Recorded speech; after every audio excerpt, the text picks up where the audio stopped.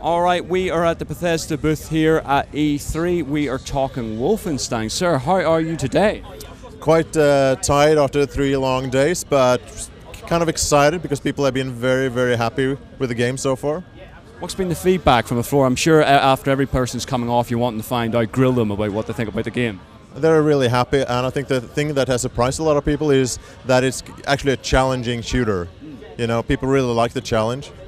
Well, that's a surprise, well, not surprising thing per se, knowing you guys, but do you think that given that the FPS market is too easy almost these days, do you guys want to sort of like step up and go, no, we're going to crank this up and make it difficult? Well, we do the games we want to play. So this is like a more, I don't want to say traditional game, but we look back at the old school shooter games, and we try to kind of take the best from those and marry them with the more modern day school of design. We think there were some things that were left behind in the old school era that maybe shouldn't have been left behind. So we bring those elements back, those design principles back, and we kind of make a cohesive whole out of that with a modern school of design. Well, how are you guys finding it in the studio right now? I mean, are you just really enjoying getting your head down, getting stuck into this sort of space with id Classic? At this point, what we're working on is just finishing it. You know, we're launching the holidays this year, so we just need to crank it out and get it done. But we're super happy to work on Wolfenstein 3D because a lot of us are fans since we were kids. You know, a lot of us just had one of the most impactful experiences with Wolfenstein 3D. Like, it has shaped a lot of who we are as both designers and gamers, really. You know, that first experience with Wolf back in the day, 20 years ago. I still remember when I was a kid and I walked into a store, a Telia store, and saw a computer running Wolfenstein 3D, and it blew my mind. You know, seeing the world from the eyes of a character, being in like a 3D world, that was amazing. So what we're trying to do is we're trying not to so much look at what we see in Wolfenstein 3D today, but we're trying to go back to what we felt Wolfenstein was 20 years ago when we played it, the experience we had then, and we try to bring that sensation and that feeling into 2013. It's a difficult proposition, I guess, given that the genre has pretty much exploded over the last 10 years, and we're seeing all these extra little factors being included in as traditional staples now. I mean, doing that, do you go, okay, we want to almost think about it as in there's no other FPSs out there, but we're modern day tech, or do you look at what perhaps the FPS market has as normal, as traditional of what today the FPS market is? So we don't think too much about the market. We think about the game we'll want to play, the game we want to make, and that's what we do. And we as a studio it's part of our DNA to do the kind of action-adventure thing. We call our game a story-driven, first-person action-adventure. So that's really who we are as a studio, Machine Games. You know, a lot of us come from Starbreeze. The creative leadership of Wolfenstein is the creative leadership that did Chronicles of Riddick, The Darkness. So we get a lot of kind of that idea of action-adventure, and that's what we're trying to do and make a Wolfenstein game out of. More Wolfenstein than Doom fan, yeah? Sorry? Are you more Wolfenstein than Doom fan then? Oh, I love both.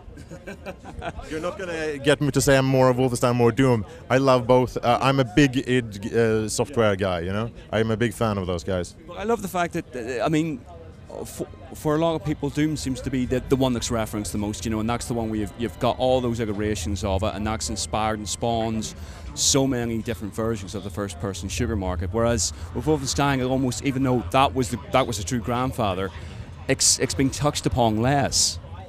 I think that Wolfenstein, you know, it was a bit earlier. Yeah. The technology wasn't really there the way it was for the Doom engine.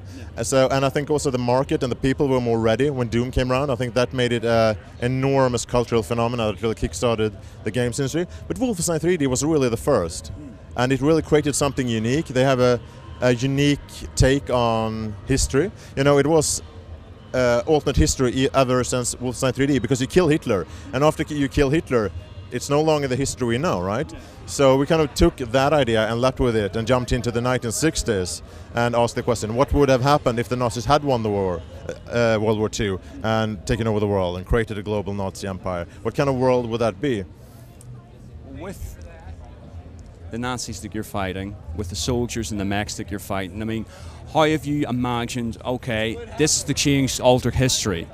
This is what the world will look like today, and these are the technologies that will be apparent today. How do you imagine that?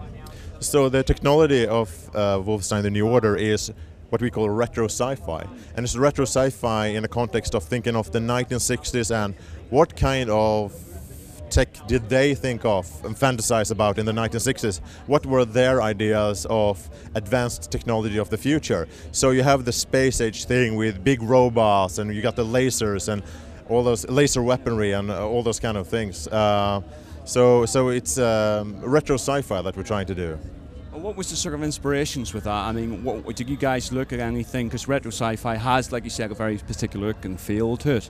I mean, what did you guys look like to draw inspiration from? Old TV shows, old comics, old movies from the 60s, but also kind of the idea we have of the 60s, which is probably kind of warped from how it really was back then. So it's a pop culture thing. But when it comes to the alternate history setting in itself, you know, you have almost like a literary sub-genre in itself, with books like The Man in the High Castle of Philip K. Dick. So we've drawn inspiration from those sort of things, but we've also really tried to sit down and think of how do we see a world like that? What would that mean? But it's also a Wolfenstein game, so we try to bring back the core values and think of that as a specific aesthetic. You know, the David versus Goliath theme, that's always been there. B.J. Blazkowicz against an army, and now B.J. Blazkowicz against a global empire. You have, you know, the strange technology. We've taken that further with a sort of retro sci-fi idea. But also the general sense of weirdness that you get from exaggerating the most bizarre elements of the Nazi party. Again, you know, the weird technology and the human experiments and the larger-than-life political leaders. So that creates something quite unique as a style for a game. And we saw from the demo we played at the pre-E3 event, you had that sequence where you saw the replication of the moon landing, except it was Germany that did it. Are you sort of telling the story across these little visual cues rather than obviously conversations between the players? So we do both. So we spend a lot of time on how we convey the story, and we're big fans of environmental storytelling. So, you know, B.J. Blazkowicz, the hero of the game and the previous games, has been in a coma for 14 years. So now when he wakes up, he knows just as little about this world as the player does. So they have like an even footing throughout the game in discovering the realities of this Nazi-dominated world. So, you know, he has no idea. All the easy answers B.J. had before he went into coma are not gone, because the war is lost. He was a soldier in an army in a war that is now lost, and his home country is lost, and democracy is dead. So he has to find his footing in this new world and figure out a way how to continue the fight in a war that's already lost. Where are you guys now in development? I mean, what have you got left to do? I know you're saying that you guys are full pelt getting it finished, but I mean, what percentage is the game complete? What have you got left? Just a little bit of polishing? So, you know, game development and anything creative is a matter of iteration. You know, you just iterate and iterate until you think it's good. So we got the game, and we got the game from A to Z, and it's good, and we just keep iterating on it and making it better and better. Listen, thanks very much for talking to us today. Thank you very much.